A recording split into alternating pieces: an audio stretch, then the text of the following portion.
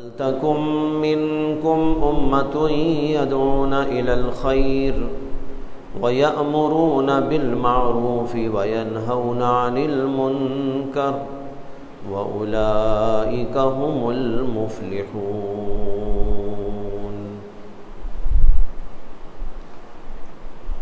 محترم حضرات، بھائیوں، بزرگوں، دوستوں، گزشتہ جمعہ آپ حضرات کے سامنے موجودہ حالات کے تناظر میں کچھ باتیں عرض کی گئی تھی، جس کا خلاصہ یہ تھا کہ اس وقت مسلمانوں کا حال عموماً ساری ہی دنیا میں اور خصوصیت کے ساتھ ہمارے اس ملک میں بھی کچھ ایسی ہو گئی ہے جو بہت ہی تشویشناک اور قابل غور و فکر ہے۔ اس لیے اہل دانش، اہل فکر، اہل علم مختلف جگہ کے اس سلسلے میں غور و فکر کر رہے ہیں اور کرنا چاہیے۔ دوسری بات میں نے یہ عرض کی تھی کہ عمومی جو ہمارا طبقہ ہے، اس طبقے کے اندر بیداری بہت کم ہے۔ حالات کتنے بھی ناسازگار ہو جائیں، لیکن یہ لوگ اپنی جگہ پر بہت مست رہتے ہیں۔ گرد و پیش میں کیا واقعات ہو رہے ہیں اور ان واقعات سے کیا نتیجہ نکالا جا سکتا ہے اور نکالا جانا چاہیے،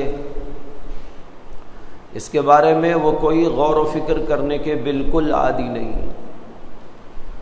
کچھ بھی ہو جائے وہی ان کا سونا، وہی انداز فکر، وہی کھانا اور پینا، وہی دنیا کی مشغولیتیں، وہی اللہ تعالیٰ سے دوری اور بعد، وہی نمازوں میں غفلت، وہی بے دینی کی فضا ان لوگوں کے اندر برابر قائم رہتی ہے۔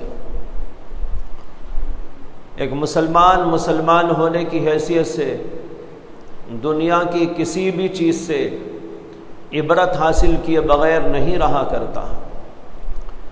وہ ہر چیز سے عبرت لیتا ہے، تنکے سے بھی عبرت لیتا ہے، مچھروں سے عبرت لیتا ہے، جانوروں سے عبرت لیتا ہے، شجر اور حجر سے عبرت لیتا ہے، ہر چیز سے عبرت لیتا ہے۔ لیکن بہت بڑا طبقہ مسلمانوں کا وہ ہے جو بہت ہی زیادہ غفلت کی زندگی گزار رہا۔ تیسری بات میں نے یہ عرض کی تھی کہ اس وقت جو حالات مسلمانوں کے ہیں، اس پر بڑی سنجیدگی کے ساتھ غور کرنے کی ضرورت ہے کہ یہ حالات ہندوستان کے اندر کیوں پیدا ہو رہے ہیں۔ میں نے تاریخ کا حوالہ آپ کو دیا تھا، آپ کو یاد ہوگا، میں نے یہ عرض کیا تھا کہ ہندوستان میں کوئی مسلمان نہیں تھا، یہ کافروں کی بستی تھی، یہاں کفر تھا، یہاں شرک تھا۔ لیکن اسی درمیان اللہ تبارک و تعالیٰ نے یہاں کے لوگوں کو اسلام سے روشناس کرانے کا فیصلہ کیا، اور کچھ اللہ کے بندے دوسرے علاقوں سے، عرب ملکوں سے اس کی طرف رخ کر کے آنے لگے۔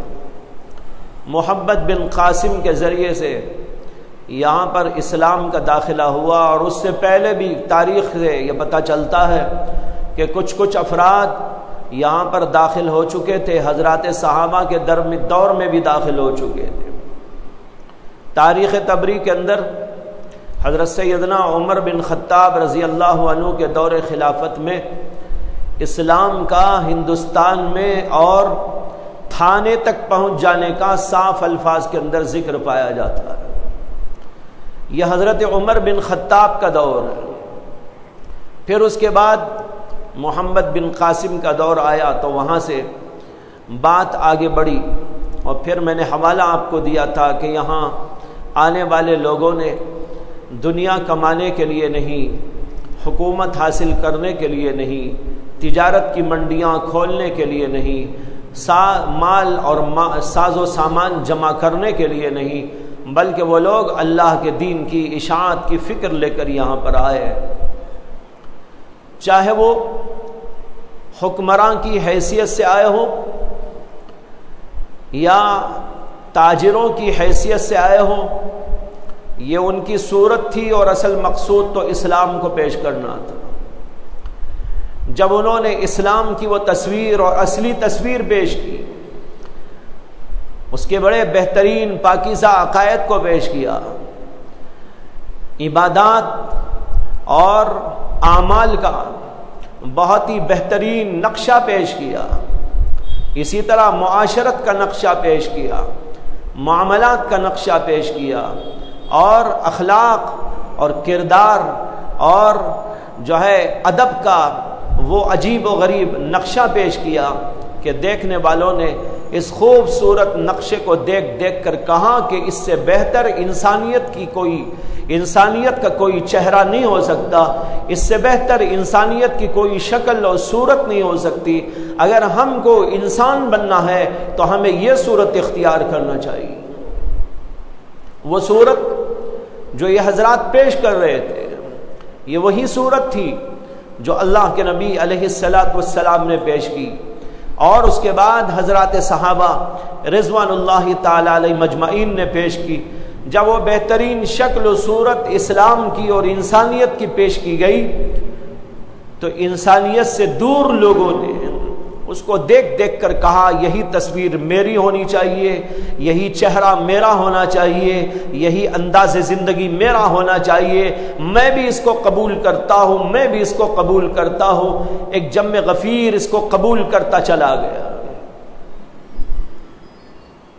پھر میں نے آپ کو حوالہ دیا تھا کہ حضرت خواجہ معین الدین چشتی رحمت اللہ علیہ کے دور میں جب وہ ہندوستان تشریف لائے، سندھ کے علاقے سے وہ داخل ہوئے اور لاہور سے لے کر ان کا سفر مختلف مقامات پر رکتے رکتے رکتے اجمیر تک کا ہوا۔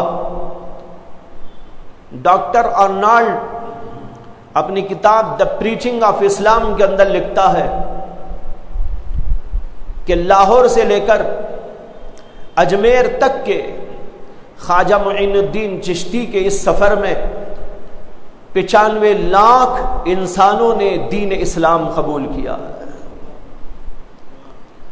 ایک غیر مسلم کی شہادت ہے، انگریز کی شہادت ہے، جس نے بہت گہرائی اور گہرائی کے ساتھ یہ کتاب لکھی ہے دی پریچنگ آف اسلام، یعنی اسلام کی دعوت۔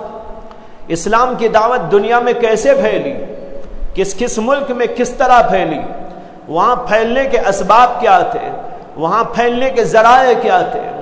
ملک عرب سے نکلا اور دنیا کے چپے چپے میں پھیل گیا، کون سے علاقوں میں کس طریقے پر پھیلا۔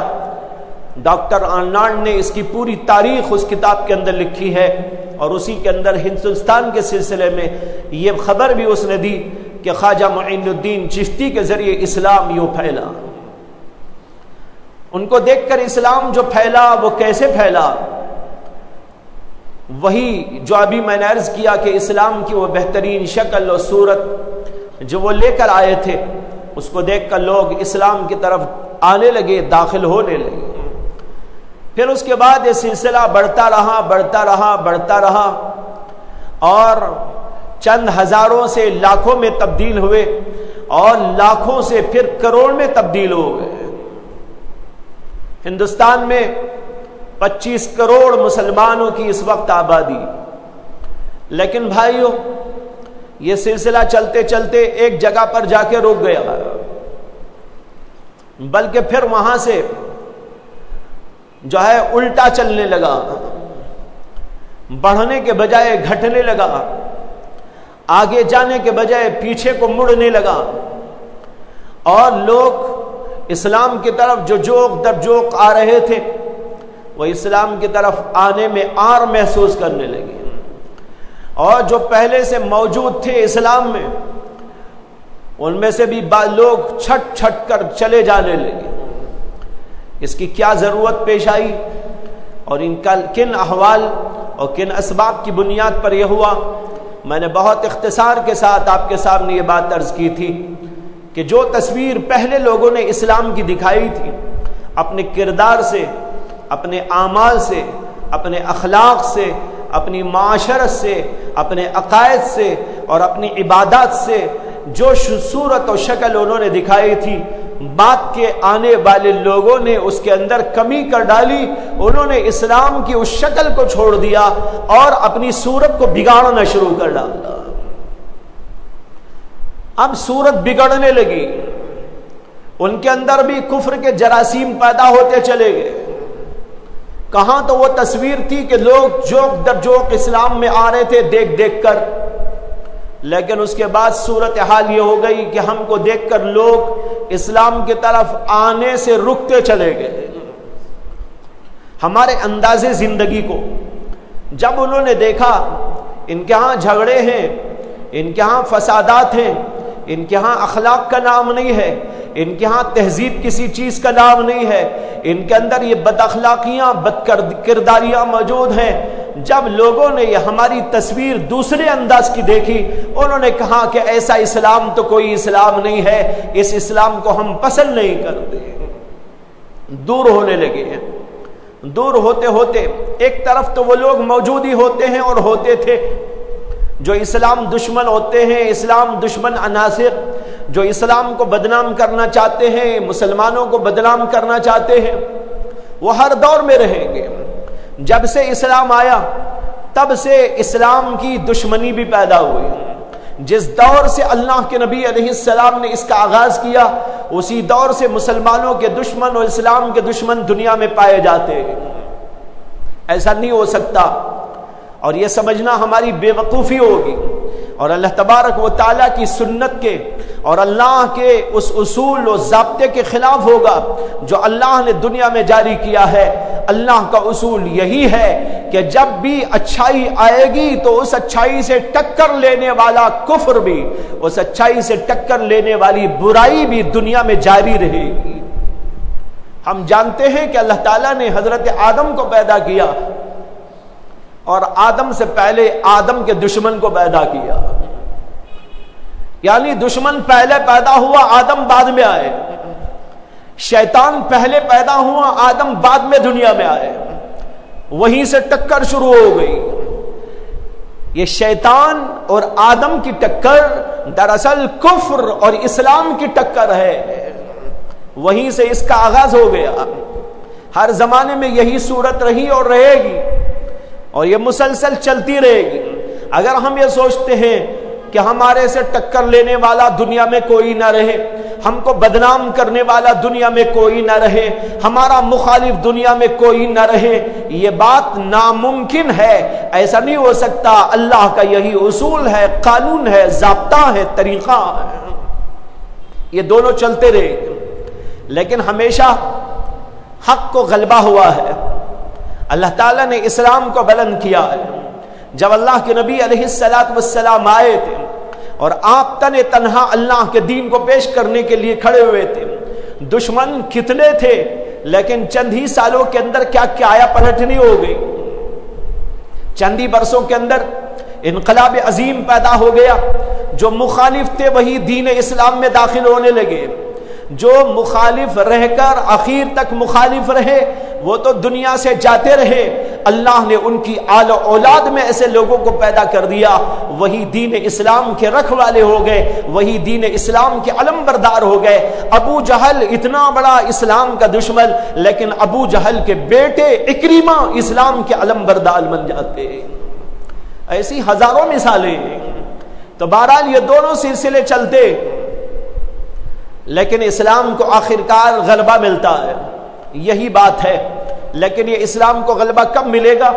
جب ہم اسلام کو صحیح طور پر پیش کریں گے، اپنے اخلاق سے، اعمال سے، کردار سے، اپنے عمل سے، اپنی تہذیب سے، اپنی معاشرت سے، ہر اعتبار سے صحیح اسلام کو پیش کریں گے، دین اسلام پر خود بھی قائم رہیں گے، دین اسلام کی صورت سچی و صحیح دوسروں کے سامنے پیش کرنے کی کوشش کریں گے، تب ایسی کوئی وجہ نہیں ہے کہ عام لوگ جن کے اندر دشمنی نہیں ہوتی، عام ذہن جو خالی ذہن ہوا کرتا ہے، وہ دل جن کی جو ہے دل کی سلیٹ بالکل صاف اور پاک ہوا کرتی ہے، جب اسلام کی اس سچی تصویر کو دیکھیں وہ قبول نہ کریں، ایسا نہیں ہو سکتا۔ ہر دور میں ایسے ہی ہوا ہے کہ اللہ کے ان بندوں نے اسلام کو قبول کیا۔ جیسے کہ ابھی تاریخ میں نے آپ کو بتائی، یہاں ایک فرد مسلمان نہیں تھا، لیکن کروڑوں کی تعداد میں کہاں سے مسلمان پیدا ہو گئے؟ یہ انہی لوگوں میں سے پیدا ہوئے جن لوگوں کو ہم پہلے کفر کی طرف منسوب کرتے تھے، انہی کے اندر وہ لوگ ہوئے ہمارے آباء و اجداد میں، جنہوں نے باہر سے اسلام کی تصویر کو لا کر پیش کرنے والوں کو دیکھا، سچی تصویر کو دیکھ کر ان کے سادے قلوب نے اس تصویر کو اخذ کرنا قبول کرنا شروع کر ڈالا۔ لیکن جب سے ہم بگڑ گئے تو ہمارے بگڑنے کی وجہ سے ان لوگوں کو موقع مل گیا جو دین اسلام کی دشمنی میں رہتے ہیں، اور میں نے کہا کہ ہر دور میں رہیں گے۔ کچھ تنظیمیں ہیں، کچھ حکومتیں ہیں، کچھ عناصر ہیں، وہ ہر دور کے اندر رہیں گے، لیکن وہ تو چند ہوا کرتے ہیں۔ لیکن ان چند لوگوں کو موقع فراہم کرنے والے، ہاں ہماری یہی بگڑی ہوئی تصویر ہے، ہاں ہماری یہی بھدی تصویر ہے، جی آپ جو کہہ رہے ہیں وہ بالکل برحق ہے کہ ہم ایسے ہی بھدے ہیں، ہم ایسے ہی کالے کلوٹے ہیں، ہم ایسے ہی الٹے سیدھے ہیں، یا ہم نے جو پٹی ان کو پڑھائی یہ ہمارا قصور ہے۔ میڈیا کو تصویر ہم نے پیش کی ہے کہ ہماری یہ تصویر ہے۔ اخبارات میں ہم دیکھتے رہتے ہیں، مضمون نگار اپنی تصویر بھی بھیج دیتا ہے کہ بھئی یہ میری تصویر ہے، میرے نام کے ساتھ یہ تصویر شائع کر دو۔ اب اخبار والا کیا کرتا ہے؟ اس کا مضمون چھاپتا ہے، اس کے بازو اس کی تصویر لگا دیتا ہے، وہی تصویر جو اس نے بھیجی ہوگی، جو تصویر اس نے بھیجی اخبار والے نے وہی تصویر اس میں لگا ڈالی۔ اسی طرح میڈیا کو مسلمانوں کی بھدی، بھونڈی، کالی کلوٹی، انتہائی مقبوح تصویر پیش کرنے والے تو ہم ہی لوگ ہیں۔ ہم نے کہا ہاں ہمارے اخلاق بڑے برے ہیں، ہمارا انداز زندگی برا ہے، ہماری معاشرت تباہ ہے، ہمارے ہاں تو ہر وقت گالی گلوچ چلتا رہتا ہے، ہمارے ہاں تو بد اخلاقی کے نمونے پیش کیے جاتے رہتے ہیں، ہماری معاشرت تو ٹھپ ہو چکی ہے، اسی کو ہم میڈیا میں پیش کرتے رہتے ہیں، ہمارے لوگ طلاقیں دیتے رہتے ہیں اور گھروں کے اندر ظلم ڈھاتے رہتے ہیں، معاشرت کو تباہ کرتے رہتے ہیں، اور یہ ساری تصویریں باہر جاتی رہتی، کبھی تو جاتی ہے کورٹوں میں، اور کبھی جاتی ہیں پولیس اسٹیشنوں میں، اور کبھی جاتی ہیں ادھر ادھر مختلف تنظیموں میں۔ وہاں بیٹھے ہوئے ہماری ان تصویروں کو دیکھنے والے کافر لوگ ہوا کرتے، وہ دیکھتے یہ ہے مسلمان، یہ دیکھو طلاقیں دے رہے ہیں، صبح شام طلاق دینے کا رواج ہے، یہ ہے مسلمان جن کے ہاں لڑائیاں ہیں، جن کے ہاں جھگڑے ہیں، جن کے ہاں فسادات ہیں۔ پولیس اسٹیشنوں میں جاؤ تو ہمارے قصے، اور یہاں مختلف تنظیموں کے پاس میں جاؤ تو وہاں ہمارے قصے، اور اسی طرح کورٹوں میں جاؤ تو وہاں ہمارے قصے۔ یہ ساری تصویر ہم نے بگاڑ کر ان کے سامنے پیش کی، اب وہی تصویر میڈیا پیش کر رہی، یہ ہے مسلمان، اور لوگ پیش کر رہے ہیں یہ ہے مسلمان۔ جب ہم نے اپنی تصویر بگاڑ لی اور وہی تصویر وہ پیش کرنے لگے اور ان کو موقع ہم نے فراہم کر دیا، میں نہیں کہتا کہ سب برے، لیکن بیشتر لوگ ہمارے اندر اسی طرح کے، کچھ لوگ اچھے ہیں، بیشتر لوگوں کے اندر بڑی بدکاریاں ہیں، بڑی بدعنوانیاں ہیں، بہت زیادہ تباہ کاریاں ہیں، ان کے اندر فساد بھرا ہوا ہے، ان کے اندر شر بھرا ہوا ہے، وہی دن رات لوگوں کے سامنے آتا رہتا ہے۔ میں نے گزشتہ بار عرض کیا تھا کہ حضرت مولانا ابو الحسن علی ندوی نور اللہ مرقدہ نے ایک جگہ پر یہ بیان کیا ہے کہ مسلمانوں نے جو تصویر میڈیا کے سامنے اور غیروں کے سامنے پیش کی ہے، وہ تصویر یہ ہے کہ ان کے ذہنوں میں یہ بیٹھ گیا مسلمان کون ہوتا ہے؟ گوشت کھانے والا، ان کے ذہنوں میں نہیں ہے کہ مسلمان نماز پڑھنے والا، ان کے ذہنوں میں یہ نہیں ہے کہ مسلمان بڑا با اخلاق و با کردار، اس لیے کہ ہم نے یہ پیش ہی نہیں کیا ہے، پیش کیا تو یہ پیش کیا ہے۔ مجھے ایک بات یاد آ گئی ایک صاحب کی، کئی سال پہلے انہوں نے میرے سامنے تذکرہ کیا تھا، اس سے آپ اندازہ کیجئے کہ ہم غیروں کے سامنے اپنی کیا تصویر پیش کر رہے ہیں۔ یہ ایک واقعہ ہے، لیکن ایسے بہت سارے واقعات ہوتے رہتے ہیں۔ ایک صاحب کہنے لگے میرے سامنے خود کہ میرا ٹرین میں سفر ہو رہا تھا، میرا اور میرے چند ساتھیوں کا، اور ہمارے ساتھ توشا بھی تھا، اور اس میں ہم نے گائے کے گوشت کو پکا کے رکھ لیا تھا کھانے کے لیے۔ کہتے ہیں کہ ہم گئے، اور جہاں پر گئے تو وہاں بہت زیادہ بھیڑ بھاڑ تھی، بیٹھنے جگہ نہیں مل رہی تھی۔ اب بیٹھنے جگہ پانے کے لیے ہم نے یوں کیا، وہاں سارے غیر مسلم ہندو بھائی موجود تھے، تو انہوں نے کہا کہ ہم نے ایسا کیا کہ ہمارا توشا جو ہے کھڑے کھڑے ہی ہم کھانے لگے، اور اس کے اندر گوشت تھا، وہ گوشت کی ڈلیاں اٹھا کے ہم چبانے لگے، کھانے لگے۔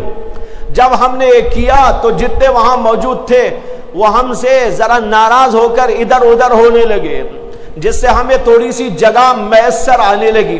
اور پھر ہمارے ایک ساتھی نے ایسا کیا کہ ایک ہڈی کھا کر اس کو ایسا ڈال دیا نیچے ان دونوں لوگوں کے درمیان میں، تو وہ سامنے جاتے ہی وہ سب کے سب ادھر ادھر ہو گئے اور ہم کو جگہ مل گئی۔ یہ کہہ کے وہ خوب ہنس ہنس کے مجھے بول رہے تھے۔ میں نے ان سے کہا کہ آپ نے ایک چھوٹا سا یہ کام کیا، لیکن غیروں کے دل کے اندر ایک بہت بڑی نفرت کی بیج آپ نے بو دی ہے۔ سوچنے کی بات ہے، کیا ایک مسلمان کا یہ کردار ہے؟ کیا ایک مسلمان اس طرح لوگوں کے ساتھ پیش آ سکتا ہے؟ مسلمان کا کردار تو یہ ہے کہ دوسروں کی رعایت کرتا ہے، مسلمان کا کردار یہ ہے کہ وہ دوسروں سے اخلاق کے ساتھ میں پیش آتا ہے۔ یہ بد اخلاقی کا انداز مسلمانوں نے پیش کیا اور پھر ان کو ٹھیس پہنچائی، گوشت کے ذریعے سے ٹھیس پہنچائی، گویا کہ ان کے دلوں کو پاش پاش کر دیا۔ مذہب اسلام یہ نہیں سکھاتا کہ آپ کسی کے جذبات کو پاش پاش کریں، جیسے آپ کو اسلام یہ تعلیم دیتا ہے کہ آپ بھی اپنے جذبات محفوظ رکھ سکتے ہیں، اسی طرح ہمیں یہ چاہیے کہ دوسروں کے جذبات سے بھی ہم نہ کھیلیں۔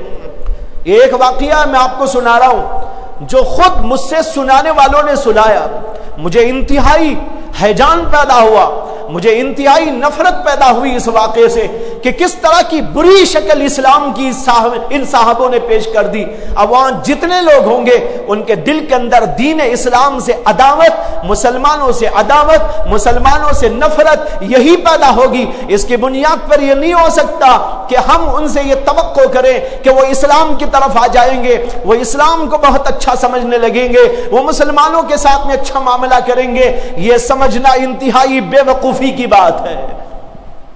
جو بیج بوئی جاتی ہے وہی کاٹا جاتا ہے۔ آپ جو بیج بوئیں گے اسی طرح کی چیز اگ آئے گی، کانٹے بوئیں گے کانٹے اگا کریں گے، پھول بوئیں گے تو پھول اگا کریں گے، اور پھل بوئیں گے تو پھل اگا کریں گے۔ جو بوتے ہیں وہی کاٹا جاتا ہے۔ لیکن مسلمانوں نے ایسی تصویر اپنی پیش کی۔ اسی طریقے پر مسلمان چھوٹی چھوٹی باتوں پہ جھگڑتے، اپنوں سے جھگڑتے ہیں، دوسروں سے جھگڑتے ہیں۔ پانی پہ جھگڑا، چھوٹی بات پر جھگڑا، اور کہیں پارکنگ کے مسئلے کے اوپر جھگڑا، میں کھڑا کروں گا تو کھڑا کرے گا۔ یہ چھوٹی چھوٹی باتیں ہیں، لیکن ان چھوٹی چھوٹی باتوں سے بہت بڑے بڑے نتائج دنیا کے اندر برپا ہوتے ہیں۔ اس کو دیکھنے والے لوگ جب دیکھتے ہیں تو ان کے ذہنوں کے اندر مسلمانوں کی جو تصویر آئے گی وہ انتہائی بھدی و بھونڈی آئے گی، وہ کوئی اچھی تصویر نہیں آ سکتی۔ ایک دو مثالیں ہیں، مثالوں کی طرف اشارہ دے رہا ہوں، ان مثالوں سے سمجھنے کی کوشش کرنا چاہیے کہ آج ہمارے اندر کس قدر اس قسم کی باتیں ہیں جس سے ہم نے اپنی تصویر بگاڑ لی۔ جب تصویر کو بگاڑ لیا اور کچھ عناصر پہلے ہی سے دشمنی میں بیٹھے ہوئے ہوتے ہیں، ان کا کام یہ ہے کہ وہ اچھوں کی تصویر نہیں کھینچتے، وہ بروں کی تصویر کھینچتے۔ ان کو جب تصویر لے کر مسلمانوں کو بدنام کرنا ہوتا ہے تو مسجدوں کو آ کر مسجد کے ماحول کو نہیں پیش کریں گے، وہ آپ کے مدرسوں کو جا کر مدرسے کے ماحول کو نہیں پیش کریں گے، وہ آپ کے کسی اور ایسی جگہ پر جا کر آپ کی نمازوں کا اور آپ کے روزوں کا، آپ کی زکاتوں کا اور آپ کے حجوں کا اور آپ کے عمروں کا، آپ کی تلاوتوں کا، آپ کی ہمدردیوں کا، آپ کی غمخاریوں کا، آپ کی نیک کرداریوں کا، ان چیزوں کا نمونہ اور ان کی تصویر نہیں پیش کریں گے۔ دشمن تو وہی تصویر پیش کریں گے جو عوام کے سامنے آیا کرتی۔ ظاہر بات ہے یہ تو چھپے ہوئے ادارے، مسجدیں، کون آتا ہے مسجدوں میں؟ مسجد میں تو ہم ہی آتے ہیں۔ مدرسوں میں کون آتا ہے؟ مدرسوں میں تو ہم ہی جاتے ہیں۔ اسی طرح اپنے ہی جگہوں پر اپنے گھروں میں تو ہم ہوا کرتے ہیں۔ لیکن بھائیوں، باہر جو تصویر ہم پیش کرتے ہیں وہی تصویر میڈیا میں آتی ہے۔ بازاروں کی تصویر، سڑکوں کی تصویر، عام جگہوں کی تصویر، وہ تصویریں جب لوگوں کے سامنے آتی ہے وہی بھدا پن اس سے معلوم ہوتا ہے، اسی کو لے کر بگاڑ کر اس کو پیش کرنے کی کوشش کی جاتی ہے، یہاں تک کہ اب وہ سب کچھ ہو گیا جو نہیں ہونا چاہیے تھا۔ ہماری تصویر اس قدر بگاڑ دی گئی ہے کہ اب بہت بڑی ذمہ داری امت مسلمہ کی یہ ہے کہ ہم اپنی اس بگڑی ہوئی تصویر کو صحیح تصویر کے انداز میں پیش کرنے کی بہت بڑی جد و جہد کریں۔ اتنا بڑا مسئلہ ہے، کوئی معمولی مسئلہ نہیں ہے، بہت بڑی ذمہ داری ہے، پوری امت مسلمہ کی ذمہ داری ہے کہ ہماری تصویر بدل گئی۔ مجھے یاد آ رہی ہے اپنی ایک بات، جب آدھار کارڈ بن رہا تھا تو میرا بھی آدھار کارڈ بنانے کے لیے دیا گیا۔ آدھار کارڈ یا وہ آئیڈینٹی کارڈ وہ بنانے کے لیے دیا گیا، میں یہاں تھا اس وقت میں۔ تو وہ بنانے کے بعد جو ہے پولیس والا لے کر آ کے دینے لگا اور نام اس نے پیش کیا، میں نے کہا میں ہی ہوں، تو وہ میرے ہاتھ میں دیا، میں لے کے دیکھ رہا ہوں تو میرا نام تو لکھا ہوا ہے صحیح، باپ کا نام لکھا ہوا ہے صحیح، ایڈریس بھی ہے صحیح، لیکن جو تصویر اس کے اندر موجود ہے وہ ایسی تصویر ہے کہ اس میں داڑھی ہی نہیں ہے۔ میں دیکھ کر پریشان ہوا، میں نے کہا بھائی یہ کیا ہے، یہ تو میری تصویر نہیں، دیکھو میں ہی ہوں۔ اور وہ بیچارہ بھی پریشان ہوا، اس کے بعد لے کے چلا گیا۔ خیر اس کے بعد دوسرا بنایا گیا۔ تو بھائی تصویر اگر غلط آ جائے تو ہم کیا کرتے ہیں؟ دیکھو کسی نے غلط تصویر پیش کر دی، ایسی تصویر پیش کی جو میری تصویر نہیں، میں نے احتجاج کیا میری تصویر نہیں ہے، یا آپ نے غلط تصویر لگائی ہے، دیکھ لیجئے مجھ کو، میں تو ایسا ہوں۔ بھائیوں آج یہی ضرورت پیش آ گئی ہے، امت مسلمہ کو میڈیا نے ہمارے چہروں کو مسخ کر دیا ہے، میڈیا نے ہمارے انداز زندگی کی تصویر غلط پیش کر دی ہے، غلط بھی نہیں کہہ سکتے بلکہ جیسے ہم ہو گئے ہیں ویسے ہی پیش کیے۔ اب جو ہم غلط ہو گئے تو اب ہماری ذمہ داری ہے کہ ہم اپنے آپ کو بدل ڈالیں، اپنے کردار کو بدل ڈالیں، اپنی معاشرت کو بدل ڈالیں، اپنے انداز زندگی کو بدل ڈالیں، اور بدلنے کے بعد اس کا اس قدر پرچار کرے، اس قدر پرچار کرے، لوگ دیکھنے والے کہنے لگے کہ ہاں یہ ہے مسلمانوں کی تصویر، وہ نہیں جو پہلے بیان کی جاتی تھی۔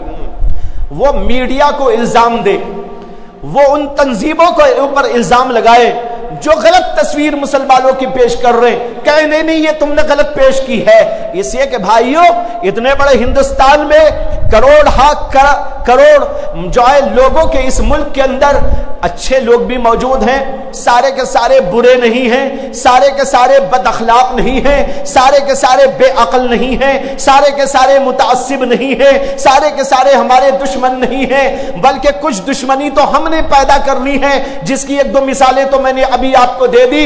وہ ہڈی پھینکنے والے نے کیا مسلمانوں کے لیے کوئی اچھائی پیش کی ہے یا مسلمانوں کے خلاف اس نے عداوت کا بیج بو دیا ہے؟ اس طرح ایک ایک واقعہ دنیا میں اگر سینکڑوں جگہ پیش آ جائے گا تو لاکھوں کی تعداد مسلمانوں کے خلاف ہو جائے گی۔ اس طرح ہم نے کچھ اپنے کردار سے، اپنے عمل سے، اپنی بات چیت سے لوگوں کو بہت دور کر دیا ہے۔ اپنی تصویر الٹی بنا دی.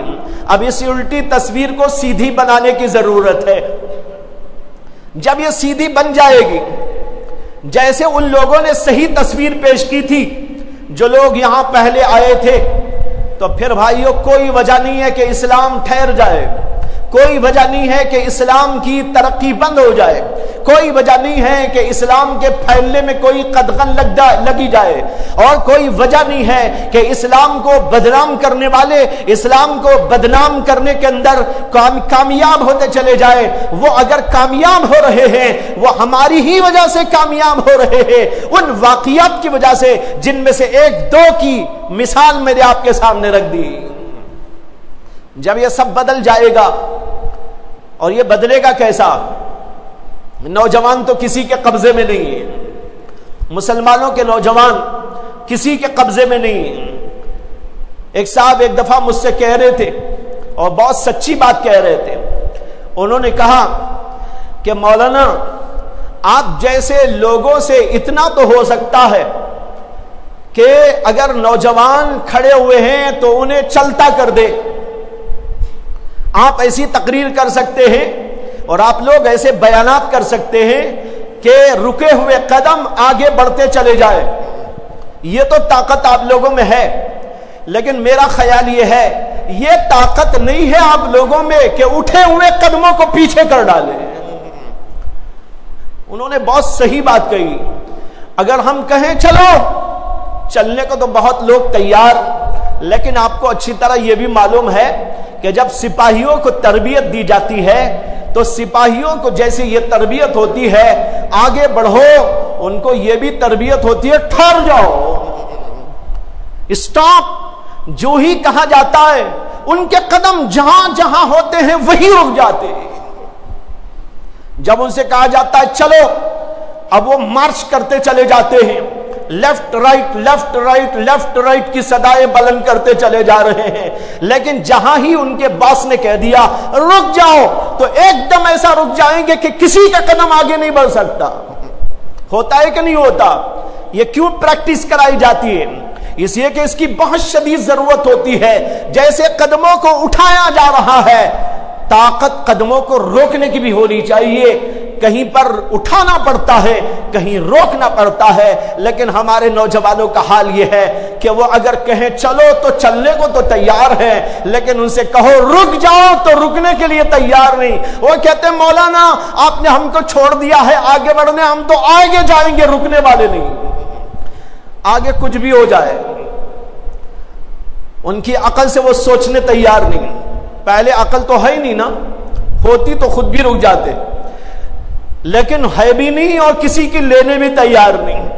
ان کی بات مجھے بہت صحیح لگی جنہوں نے مجھے کہا تھا کہ آپ لوگوں کے اندر یہ طاقت تو ہے کہ قدم کو آگے بڑھا دے، لیکن یہ طاقت نہیں ہے کہ قدموں کو روک لے. واقعی یہ تو تربیت کی بات ہے. جب تک اس کی تربیت نہ ہوگی کہ مسلمان کا قدم کہاں اٹھائے اور مسلمان قدم کو کہاں روک لے، ایک اشارہ ہو جائے قدم کو روکنے کا کہ وہ رک جائے، اس کو کہتے ہیں سلیقہ مندی، اس کو کہتے ہیں عقل و دانش، اس کو کہتے ہیں بہترین تہذیب، اس کو کہتے ہیں اخلاق و کردار، اور اسی کو کہتے ہیں جو ہے کام میں سلیقے سے آگے بڑھنا. یہ نہیں ہے کہ آگے بڑھتا چلا گیا، رکنے کا نام نہیں لیتا، رکنے کی جگہ بھی نہیں رکتا، مرتا چلا جاتا ہے، دوسروں کو مارتا چلا جاتا ہے. بہرحال میں یہ کہنا چاہتا ہوں اس موقع پر کہ مسلمانوں کو اپنے کردار اور اعمال اور اپنے انداز زندگی کو بدلنے کی بہت ہی شدید ترین ضرورت ہے، اور یہ بغیر تربیت کے نہیں ہو سکتا. نوجوانوں کو بھی تربیت لینی چاہیے، ان کے اندر اس کا ایک فہم اور اس کی بصیرت پیدا ہونی چاہیے کہ مسلمان کیسا رہتا ہے، مسلمان کیسا زندگی کرتا ہے، مسلمان لوگوں کے ساتھ میں کیسا رہا کرتا ہے. یہ سب ہمارے اندر آنے کی ضرورت ہے. آج چھوٹی چھوٹی باتوں پر بہت بڑے بڑے غصے کے واقعات پیش آتے ہیں، اور غصہ انسان کو کہیں سے کہیں پہنچا دیتا ہے. یہ صورت میڈیا کے اندر پیش کی جاتی ہے. کیا اس کے اندر ہمیں تربیت لینے کی ضرورت نہیں ہے کہ ہم غصہ کہاں کریں، غصہ کہاں نہ کریں، اور بہت سے نوجوانوں میں یہ بات ہے کہ وہ یہ سمجھ رہے ہیں کہ جب یوں کہا جاتا ہے فلاں جگہ غصہ نہ کرو، ذرا ضبط کرو، ذرا صبر کرو، ایسے واقعات پیش آئیں تو صبر کے ساتھ میں کام لینا چاہیے، تو وہ یہ کہتے ہیں ارے مولویوں کو تو بزدلی نے کھا لیا ہے، مولویوں کو بزدلی نے کھا لیا ہے، ہم تو بڑے بہادر ہیں، ہم تو بڑے مجاہد ہیں، ہم تو مجاہدہ کرتے ہیں، ہم تو یوں اور یوں آگے بڑھتے ہیں، ان مولویوں نے ہمارے قدم کو روک لیا ہے، ان دانشوروں نے ہمارے قدموں کو روک لیا ہے، یہ کہتے ہیں۔ لیکن بھائیو قرآن کریم کو پڑھو تو آپ کو معلوم ہو اللہ نے کئی جگہ پر فرمایا ہے، یہ بات صاف طور پر فرمائی وَاصْبِرُوا، صبر کرو، اور جب صبر کریں گے تو تمہارے حالات بگڑے ہوئے بنتے چلے جائیں گے۔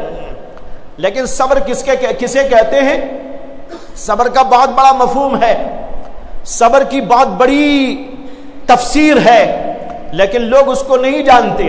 لیکن اس وقت میں اس کے بارے میں عرض نہیں کروں گا، میں صرف اشارہ دے رہا ہوں کہ مسلمانوں کو صبر کی بھی تلقین کی گئی ہے، اور بعض دفعہ اپنے غصے کو پی جانا غصے کو نکالنے سے زیادہ کارآمد ہوتا ہے، بعض جگہ پر اپنے آپ کو قابو میں کر لینا بہت بڑے بڑے واقعات سے انسانوں کی تباہی، انسانوں کی غیرت گری سے انسانوں کو بچا لیتا ہے۔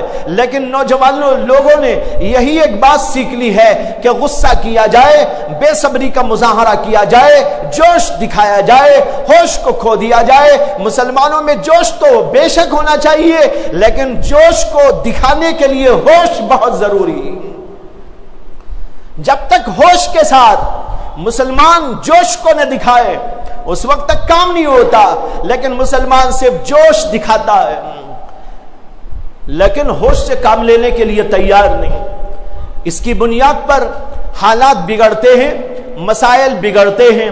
میں اس موقع پر مناسب سمجھتا ہوں کہ حدیث پاک ایک آپ کے سامنے پیش کر دوں جو ہمارے حالات اور ان مسائل کے سلسلے میں بڑی رہنمائی بخشنے والی حدیث ہے۔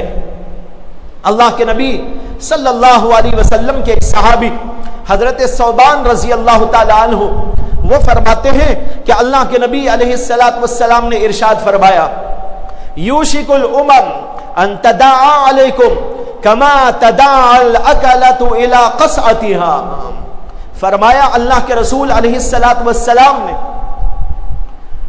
دنیا کی مختلف قومیں تم لوگوں کو کھا جانے کے لیے ایک دوسرے کو اس طرح بلائیں گی جیسے کھانے پر دسترخوان پر بیٹھ کر پیالے پر ایک دوسرے کو بلایا جاتا ہے، آ جاؤ کھانا کھاؤ، آ جاؤ شریک ہو جاؤ، آ جاؤ مزہ لے لو، جیسے دسترخوان پر اور برتنوں پر ایک دوسرے کو بلایا جاتا ہے۔ ایک زمانہ ایسا آئے گا کہ امت مسلمہ کے خلاف تمام دنیا کی مختلف قومیں ایک دوسرے کو دعوت دیں گی اور بلائیں گی۔ جب اللہ کے رسول علیہ السلام نے یہ ارشاد فرمایا تو ایک صحابی نے پوچھا وَمِن قِلَّةٍ نَحْنُ يَوْمَئِذٍ یا رسول اللہ، اے اللہ کے رسول کیا اس وقت جب آپ یہ بیان کر رہے کہ ایسا ایسا ہوگا تو کیا ہم وہاں بہت کم تعداد میں ہوں گے؟ وَمِن قِلَّةٍ نَحْنُ يَوْمَئِذٍ، اس وقت کیا ہم بہت کم تعداد میں ہوں گے؟ اللہ کے رسول علیہ السلام نے فرمایا بل انتم یومئذ کثیر، نہیں بلکہ تم وہاں بہت بڑی تعداد میں ہوں گے، تعداد تمہاری کم نہ ہوگی، بہت بڑی تعداد ہوگی۔ وَلَكِنَّكُمْ غُسَاءٌ كَغُسَاءِ السَّيْلِ، لیکن تم ایسے رہو گے جیسے کہ سیلاب کے اوپر کا جھاگ ہوا کرتا ہے، سیلاب کے اوپر کے تنکے ہوا کرتے ہیں جس کو آپ پھونکوں سے اڑا سکتے ہو۔ اللہ کے رسول نے فرمایا تمہاری تعداد تو بہت زیادہ ہوگی لیکن اس کے باوجود تمہارے اندر کوئی دم خم نہ ہوگا، تمہارے اندر کوئی قوت و شوکت و طاقت نہ ہوگی، اور تم ایسے ہو جاؤ گے کہ غصہ السیل، جیسے کہ سیلاب کے اوپر کا جھاگ ہوا کرتا ہے۔ اسی کے فوراً بعد اللہ کے رسول علیہ السلام نے یہ بھی فرمایا وَلَيَنزِعَنَّ اللَّهُ مِن صُدُورِ عَدُوِّكُمُ الْمَهَابَةَ مِنكُمْ وَلَيَقْذِفَنَّ فِي قُلُوبِكُمُ الْوَهْنَ۔ اور دوسری بات یہ ہوگی کہ اللہ تبارک و تعالی تمہارے دشمنوں کے دلوں سے تمہاری ہیبت کو ختم کر ڈالے گی۔ الفاظ ایک ایک غور سے سن لے۔ اللہ کے رسول صلی اللہ علیہ وسلم کہتے ہیں وَلَيَنزِعَنَّ اللَّهُ مِن صُدُورِ عَدُوِّكُمُ الْمَهَابَةَ مِنكُمْ، تمہارا خوف، تمہاری ہیبت، تمہارا رعب کافروں کے، تمہارے دشمنوں کے دلوں سے اللہ نکال ڈالے گے۔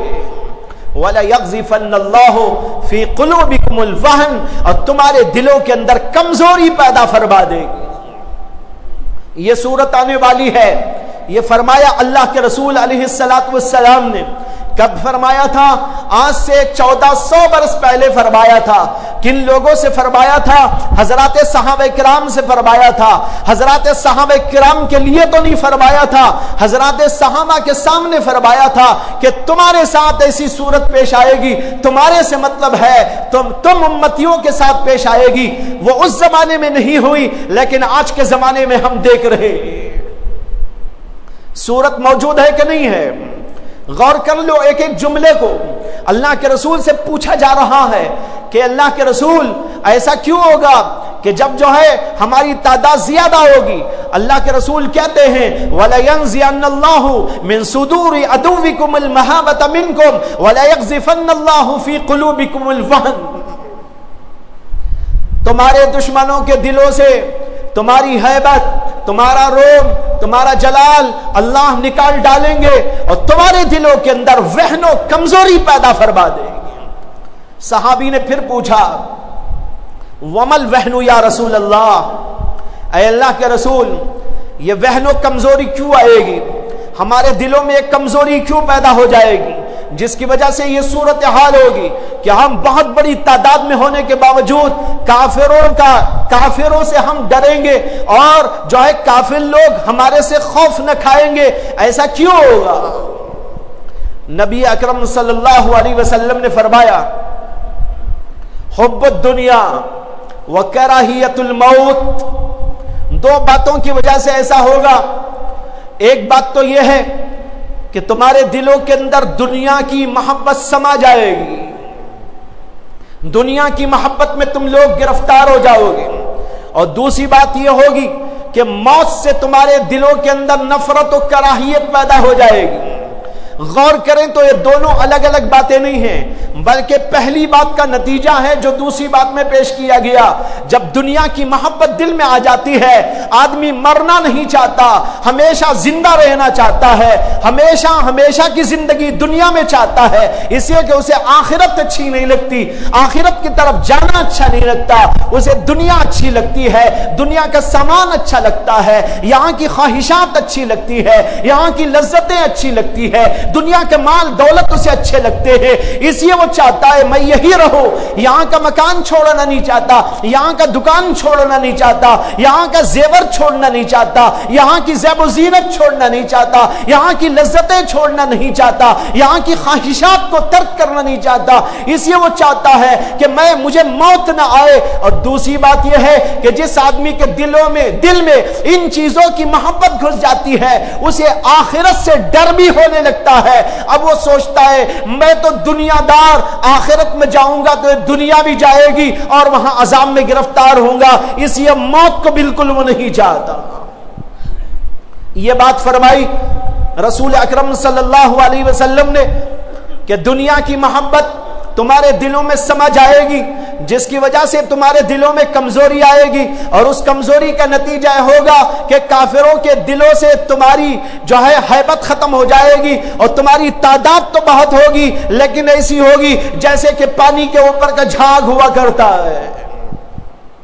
یہ ہے حدیث پاک، اس کے اندر جو فرمایا گیا دنیا کی محبت، یہ دنیا کی محبت کیا ہے؟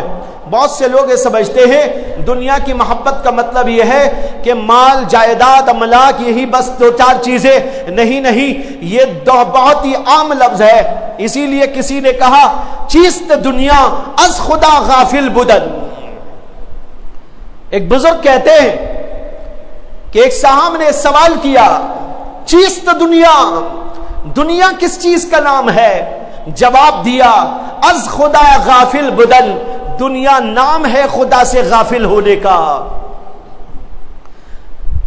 مال ہو، جائیداد ہو، املاک ہو، سونا ہو، چاندی ہو، ہیرے جواہرات ہو، عہدے و مناصب ہو، کرسیوں پر کرسیاں کسی کو مل جائے، لیکن وہ اگر خدا کو بھولا ہوا نہیں، خدا کا مطیع ہے، خدا کا فرمانبردار ہے، اپنی مال و دولت میں بھی وہ اللہ کو بھولا ہوا نہیں ہے، تو وہ دنیا دار نہیں ہے، اس کے دل کے اندر دنیا نہیں ہے، وہ اللہ والا ہے۔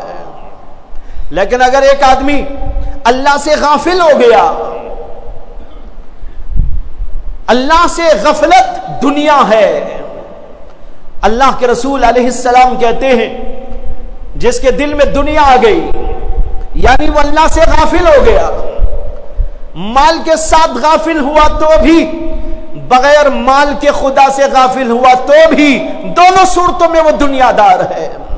فرض کرو کہ آدمی کے پاس کچھ نہیں ہے لیکن وہ خدا سے غافل ہے، اس کے پاس نماز نہیں ہے، اس کے پاس روزہ نہیں ہے، اس کے پاس اللہ نہیں ہے، اس کے پاس رسول نہیں ہے، اللہ کا پیغام نہیں ہے، اللہ کے پیغام پر عمل نہیں ہے، دین کے مطابق زندگی نہیں ہے، تو وہ مال نہ ہونے کے باوجود بھی دنیا دار ہے۔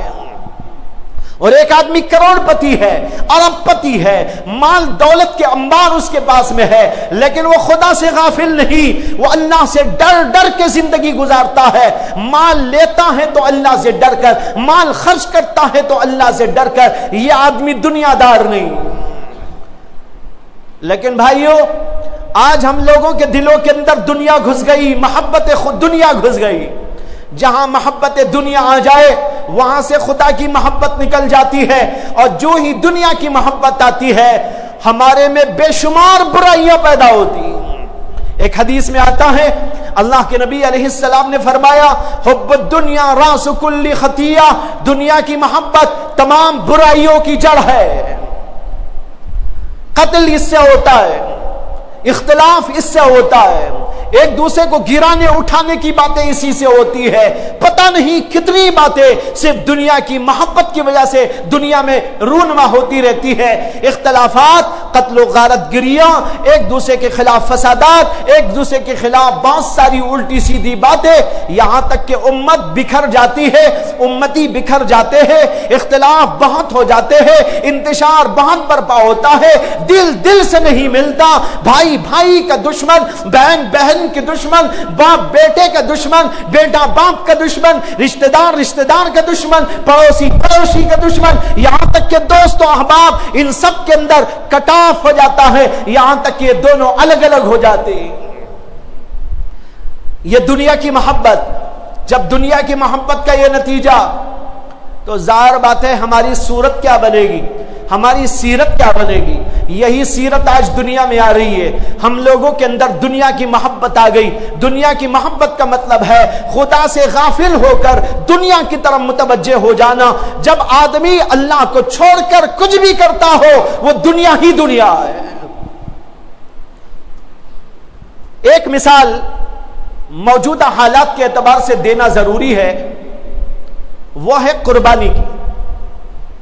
قربانی کا موسم آتا ہے تو بہت سارے لوگ قربانی کرتے ہیں، لیکن قربانی میں قربانیوں کا جلوس نکالتے ہیں، قربانیوں کا شو کرتے ہیں، قربانی لے کر اخبار میں تصویریں ڈالتے ہیں، ہم نے اتنے لاکھ میں خریدا، اتنے میں یوں خریدا، ایسا جانور خریدا، یوں خریدا، اخبار میں اس کا اشتہار، لوگوں کے درمیان میں اس کا پرچار، لوگوں کے درمیان میں گشت کرا کر اپنی اس قربانی اور اپنا نام روشن کرنے کی فکریں کی جاتی رہتی ہے، یہاں تک کہ ایک ہنگامہ برپا کیا جاتا ہے۔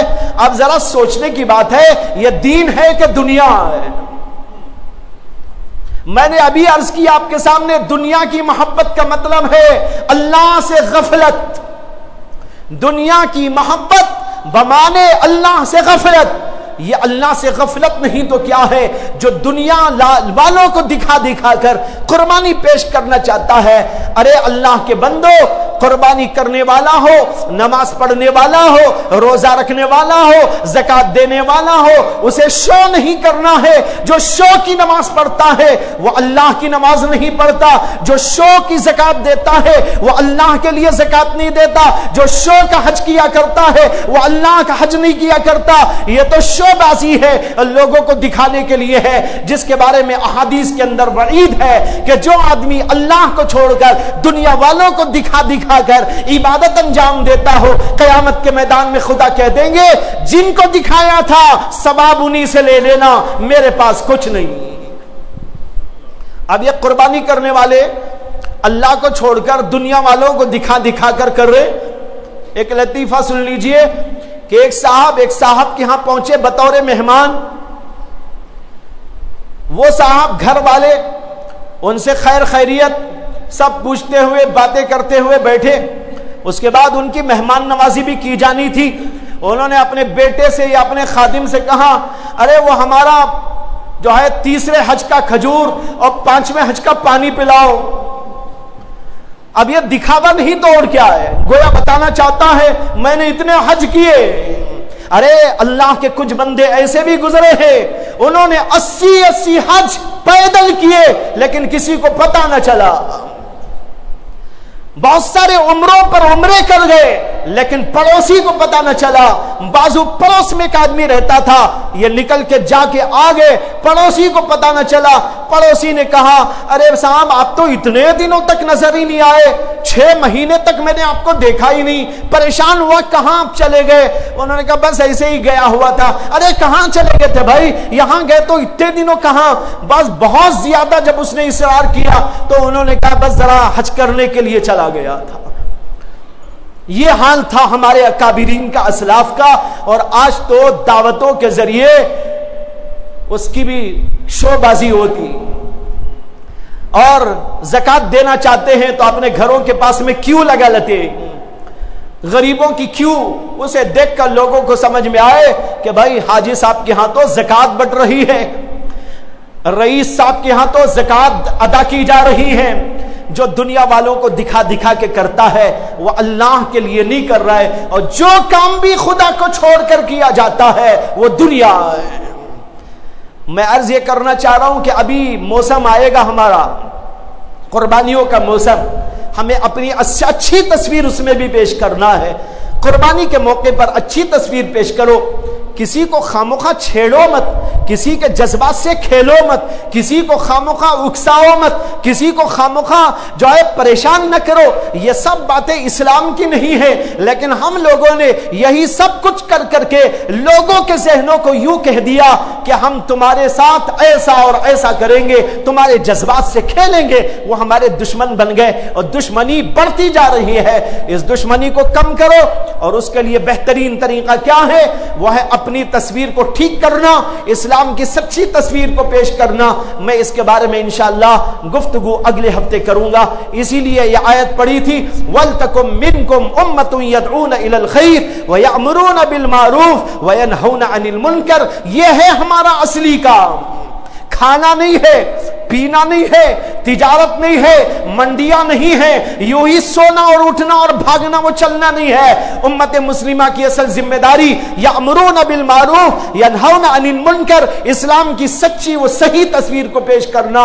اس کام کے لیے اگر پوری امت مسلمہ اپنے اپنے نہج پر کام کرنا شروع کر ڈالے، چند ہی برسوں میں آپ یہاں کی کایا پلٹ دیکھ سکتے ہیں۔